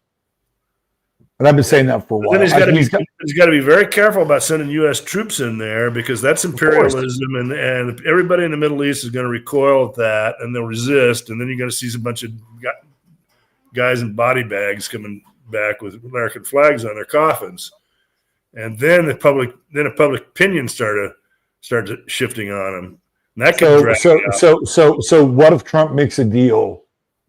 By the way, Jared Kushner is buddy with Ben Zalman. Like, they're on fucking speed dial and they text each other. Like, they're buddies. What if Trump sets up a deal with the Saudis and says to the Saudis, you're going to go in and you're going to be on the perimeter in Gaza? Yeah, you're gonna have to get some Arab country to go in there and right now. What you don't have American troops? Maybe Turkey. Maybe if Turkey has the right price, you're gonna have to cross Turkey's palm. But there's a relationship with Saudi Arabia and Trump and Jared Kushner. Again, I'm looking at this from just like real world logistics shit. It's not right. It's not ideal. It's not the world that I want to live in. It's all recognized. It's fiat accompli. Exactly right. It's a done deal. So how's it managed exactly? These are all there's a lot of back channel stuff that's going to have to happen. And he's going to have to figure out where the Palestinians are going to have a fighting chance in a new land, in a new world. Who's on the ground to handle this? It can't be Israel, obviously. It's not going to be. It's not going to be. They're not in charge. And you can't have a bunch of settlers encroaching and coming in. They got to be very strict on that until the situation is resolved. Absolutely. Everybody's on, these Gazans are still there, probably have some hope that maybe they can return home. And so if a bunch of settlers come in and start stealing their properties and their land, then they're going to be on razor's edge. And then Hamas is, going to come storming right back. And you're going to have fights between the settlers. But I don't like Trump's going to have to address this West Bank stuff because they're just shifting gears. My gut feeling is that Trump made a deal with Netanyahu and the West Bank, and he's not going to do a damn thing. But Trump is going to get Gaza. That's the deal. That is the deal that was made. So, the West Bank. I think what he really means by it is we're going to manage the Gaza situation. I kind of think that's the hidden language. He said own.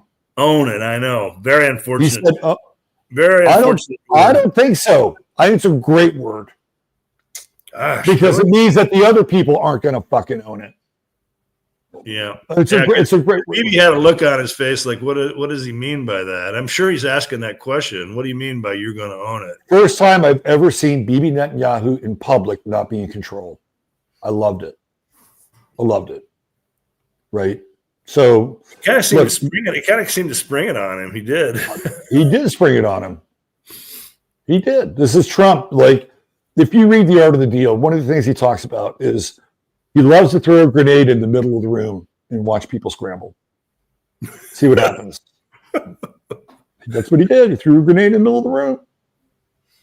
I had this interesting conversation. Well, it wasn't even really a conversation, but it was, I was at the bar. I wasn't drinking. I was just eating, watching the press conference. And these two people down from the road from me were really engaged in this from like this biblical perspective. Right. And at a certain point, because I was fucking around, and I pointed at the TV, and I said, he's the Antichrist. I just did it to fuck around with these people. And so, so Russ, what was interesting, because I'm listening to them over here in the conversation, this guy starts talking about the Talmud, right? He starts talking about the synagogue of Satan. And this guy's a Christian. And he's having that dialogue at the bar. I'm like, oh, this is interesting. He's just not kind of a step and fetch it, for the dispensationalist. So he's a noticer. And I'm like, oh, this is an interesting conversation over here. And I wouldn't have heard that if I wouldn't have thrown the Antichrist accusation. Well, I got to tell you, there's a lot of people. There's a lot of people in our audience now, since I've been on these shows for quite a while, that are becoming pretty good noticers. It's changed. The whole thing, the whole dynamic of our chat and your audience has really changed on all this stuff. They become kind of noticers. They love you. They love you now, Russ. What about Hamas? How's Trump going to deal with Hamas? Yep. How much of Hamas is still Israeli owned, and how much of Hamas is a organic, natural resistance? We don't really know. Well, the impression is given that Hamas has got new recruits and is in pretty good shape. I mean, that's been kind of, whether that's false narrative, whether they have their fresh uniforms, they seem to be well armed, the people seem to behind them. That's kind of the image on alternative media that you see. Is it true? I don't know. Maybe not. They've probably been pretty degraded. But on the other hand, you've got a whole new generation of teenagers coming up that hate the Israelis' guts. Can you imagine living in that environment for 15 months where they just terrorize everybody? So they probably have a lot of reinforcements that are available for a generation. But you don't want that. This is the whole idea behind this. You got to stop it. You don't stop it by going in and completely wrecking somebody's city. Put them so theoretically, Trump had nothing to do with that. No, he didn't. He could come in and do a big rescue of the whole people, give them, some kind of a Marshall plan. I don't know what you'd even call it. Just bring the food in, insist that the food gets in, medical care, treat them with dignity, and win the hearts and minds, because it's not the Israel. You got to do that. You call it the Moshe plan, not the Marshall plan. The Moshe plan. You got to win the hearts and minds. The whole Hamas thing. Look, we live in a transactional world, right? Everybody is open to a better deal. That's the bottom line. So if Trump or whomever is willing to give Hamas a better deal, there's a good chance Hamas might take the better deal. Yeah. Whatever that deal is. Well, one of them would be let them out of that prison. They might be the ones that might want to get out of there, skedaddle. Flee to Argentina, to use kind of an analogy. Right.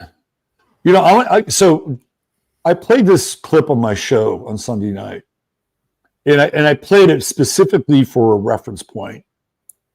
And it's a reference point to illustrate like this time that we're living in, which again, astrologically is going to be dominated by Pluto and Aquarius, where things are not always going to make sense in the moment. And the best laid plans wind up getting overturned. So the video that I played was from Jimmy Dore. You probably saw this, that the Israelis created this bot that was supposed to reinforce their image in the Middle East, right? And what happened to the bot? It was an AI bot. It turned on the fucking Israelis. The bot started to expose what they were doing. And Haaretz covered this. That's what these chat GPTs do. Have you ever talked to a chat GPT? No, I'm not ready for that yet. Do it. Check it out. Okay. It's amazing. You can kind of lead the conversation, and they'll run with you.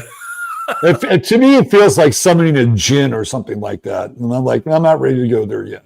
Experiment with it a little bit. I kind of enjoyed it, and they're kind of open-minded to my worldview. Okay, well, maybe I'll strike up a relationship with ChatGPT. It's pretty amazing technology. So this bot fucking turns on Israel. Okay, and I'm like, to me, this is symbolic of the time. Right, because the GPT absorbs the kind of the universal sentiment. It's picking up conversations like we're having, and it makes its own value-based judgments. Yeah, and it's not controlled by the suppression stuff. Like the problem with X is everything's throttled and suppressed. So I think it gives sort of equal weighting to the people that are being throttled and suppressed, and lets their voice be heard. So that doesn't surprise me. That doesn't surprise me at all, because the universal sentiment is not very favorable to the Israelis. So as far as Trump's success with Hamas, to answer that question, it kind of depends on whether if he sends peacekeepers in there, whether from the Arab world or even the U.S., if a bunch of Israelis try to stop the supplies from coming in, they're going to have to crack down on them. Otherwise, the Hamas is going to say, look, these guys are dishonest. They're dishonest brokers.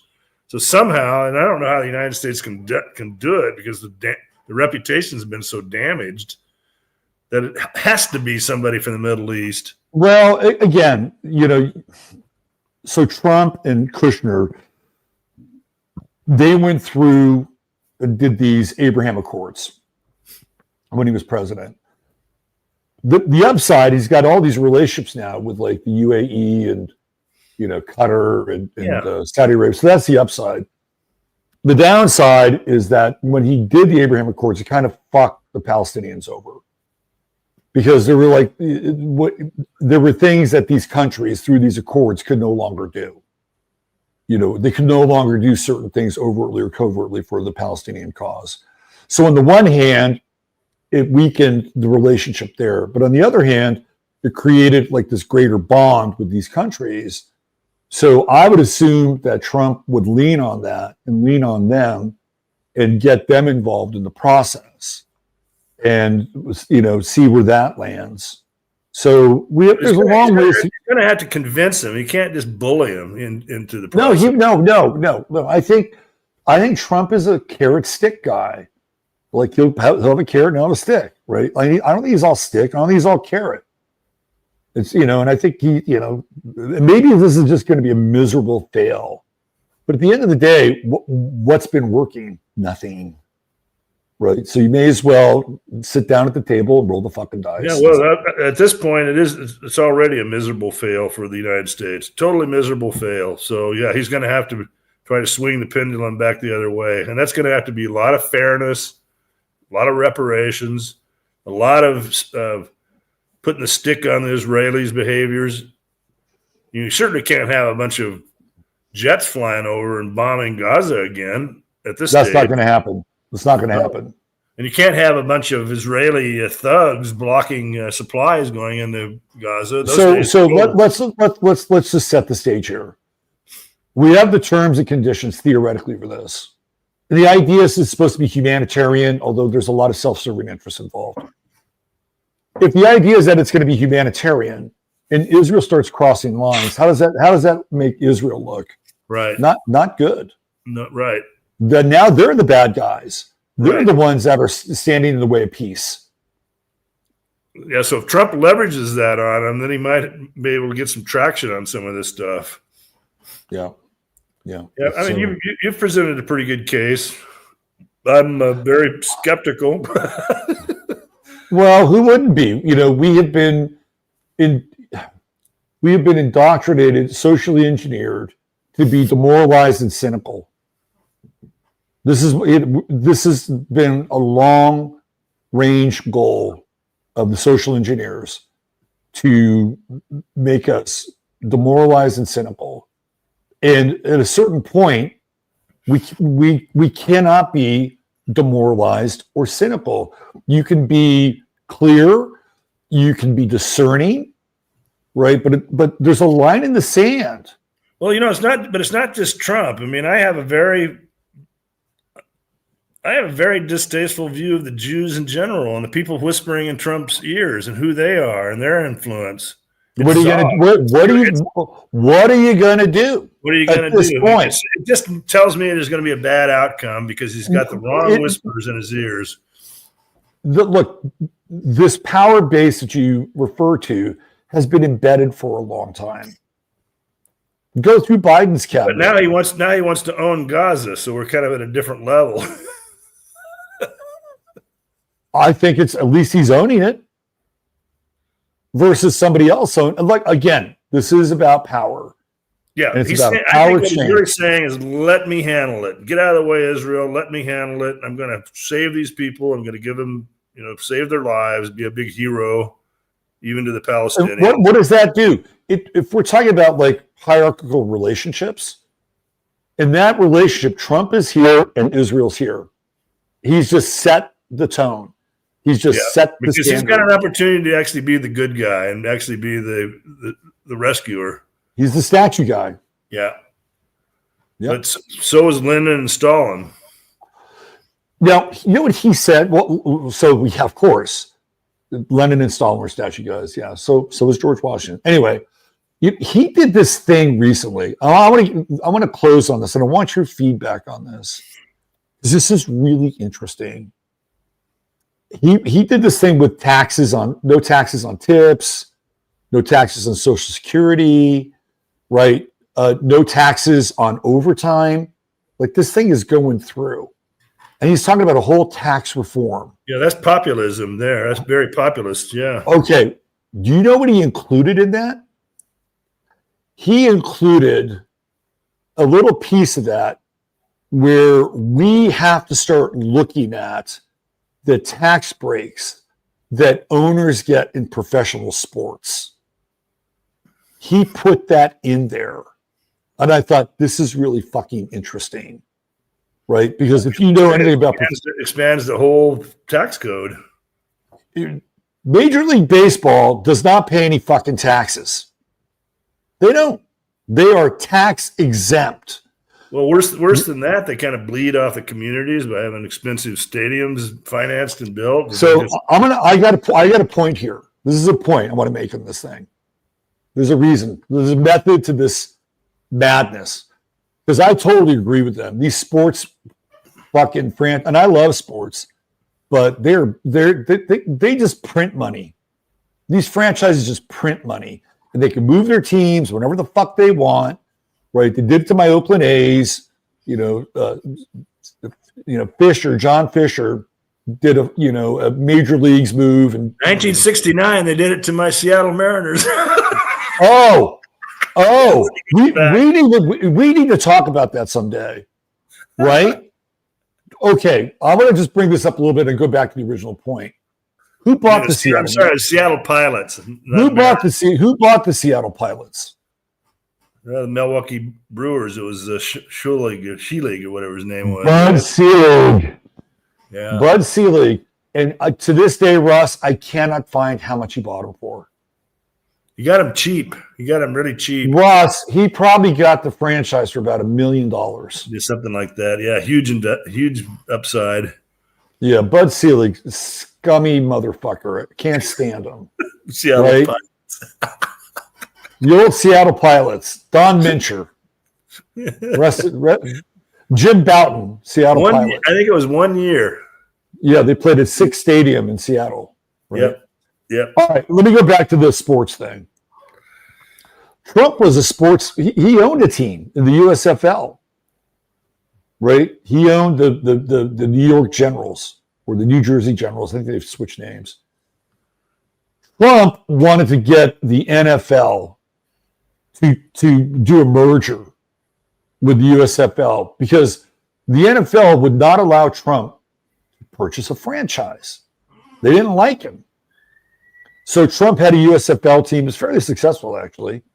And so he leads this suit against the NFL. And he's going after the NFL for antitrust violation. And guess what happens? He wins the suit, but the jury awards him a penny. And they give him a check for a penny. So Trump wins the suit, but he doesn't get any financial damages out of the suit. Trump remembers that, right? He's like, the NFL fucked me over. And now he's in a position where it's like, well, we're going to take a look at how you guys are profiting from these teams. So this is a total Trumpism. Like, he's taking it personal. He's got some skin in the game because they fucked him over. Right, so Trump is going to get something out of it. Well, maybe some revenge. Maybe rather than being that way, he needs to kind of move on and be mature. But this is what I'm talking about. That when you deal with Trump, you're getting multiple agendas. Multiple agendas. The other agenda is these sports teams have way too much power. They print money. The NFL has become the bastion of woke. Unapologetically, the bastion of woke. The NBA has become the bastion of woke, right? And Trump knows this. And the tickets are too expensive, and their fan base is deteriorating, gone down. So he has put these owners from these sports teams in the fucking crosshairs with this tax reform, and I like it. Okay, I like it. I think they have to have stuff on the tips and things like that. That's very populist. That's kind of the working. That favors the working people. That's good. Yep. So look, so man, he's throwing some bones out there and some red meat for people that are paying attention, like you are, especially to kind of take a bite out of. And especially if you understand the context. I think set the stage for how he has to deal with some really difficult situations that we've been talking about. Yeah. The one thing, I'm going to end on this, and then I'll give you your chance to kind of wrap things up. But one of the things that I've been talking about with this Pluto and Aquarius phase that we're in now for the next 15 years is that the best position people can have is to be a little detached, right? To be a little detached and to kind of see where things go. Yeah. Before we enter into these judgments and conclusions. Don't jump to conclusions. But man, I tell you what, I was really recoiling listening to that performance on this Gaza thing. I did it first, and then I changed. I changed my perspective when I started to really sit with it and begin to think about the dynamics and what would have to happen and who he's dealing with. Like, okay, I had to revisit it. And so my perspective on this is different, and it changed. My original place was revulsion, and I'm like, I moved. I'm about 150 degrees away from revulsion now. Yeah, well, the litmus test is how does it benefit these poor people in Gaza? What benefit do they get? How does their life get better? And measuring that realistically, but also fairly. So that's the litmus test of this whole Trumpian experiment. If it's just to take them through the Rafah crossing and dump them out in tents in the Sinai, then that's no good. That's evil. I don't think it's going to happen. Like I don't think it's going to happen. Like, what kind of legacy is that, right? Like this, I don't think it's going to happen. I don't think they're just going to drop people off in tents in the Sinai. Unless they're just such supremacists that they don't really care. So that enters into it. That's the problem with the Jews. They're supremacists and they control the guy, and they just don't care. They don't care what happens. So we'll see. We'll see if he can push back against that. If he does, then I'm going to be pretty impressed. I'll be impressed if he can handle the situation in Russia. So I'll see where it goes. I mean, rather than just vomit every time I see the guy's face, I'll just wait and just see how it plays out. That's my closing message. I think that's you convinced me. But But I'm from I'm from Kansas, and that's kind of close to Missouri, the Show Me State. The Show Me State, yeah. That's me. Yeah. I'm from California, also known as the Blow Me State.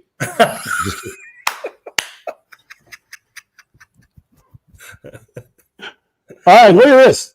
Kelly loves it when you laugh, Russ. Yeah, it's hysterical. Thank you, We Kelly. need a good laugh every now and then. All right. We'll be back in a month, and Russ, take some pictures while you're in paradise, man. Yeah, so I'll show you my headquarters. I already have it spotted right over there by the infinity pool out over the Nice. beach. Little spot there. I'm going to motor out there early in the morning and grab it. Hey, okay, so are you going to smoke any hashish while you're there?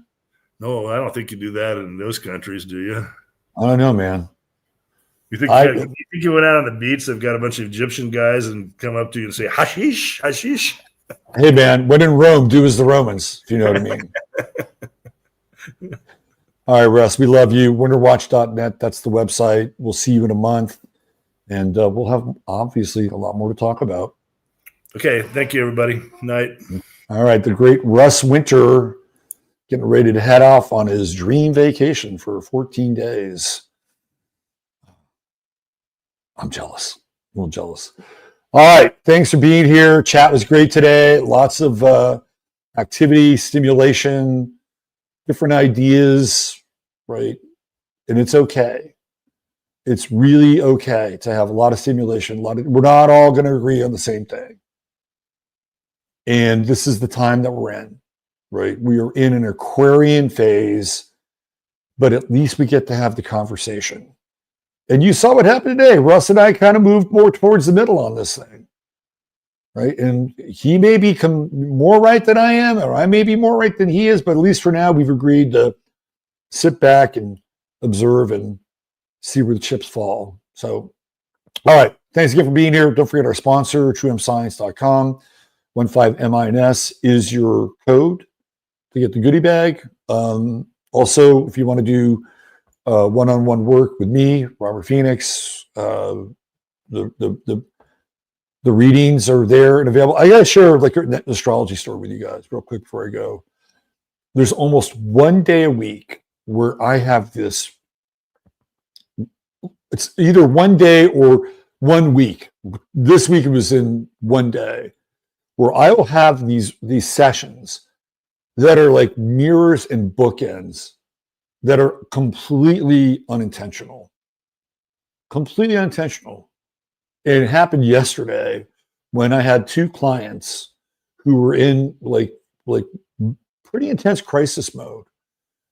And it's like, okay, so I'm dealing with these two clients. And I don't normally do this, but I decided to go into their human design and like what else are we like looking at here? What are we cooking with here? And both clients were both emotional manifestors. Like how the fuck, the odds in that are really, really slim, right? They're different profiles, but they're both emotional manifestors. And by the way, there's only about 4% of the population is manifestors. So again, both in the same day, both emotional manifestors, and both in crisis. Like this, it's amazing when this happens because it does. I have these very weird syncs with like these kind of mirror. I don't know. I think maybe it's Chiron and Aquarius in my third house, but it also happened on the Gemini moon as well. So there was this mirroring going on. Anyway, I just needed to share because I know a lot of you are astrology junkies and like saint junkies. So that's one I wanted to share. All right. That's it. Have a great night, great weekend. We'll be back on Sunday night. I'm not that interested in the Super Bowl. Hopefully nothing happens. I think Trump's going to be there. Nothing tragic or Black Sunday happens. And that ultimately, I hope the Chiefs lose. Although I know Eagles are not a really well-liked team. I don't care. I'm not down with the Chiefs. So, if anything, fly, Eagles, fly.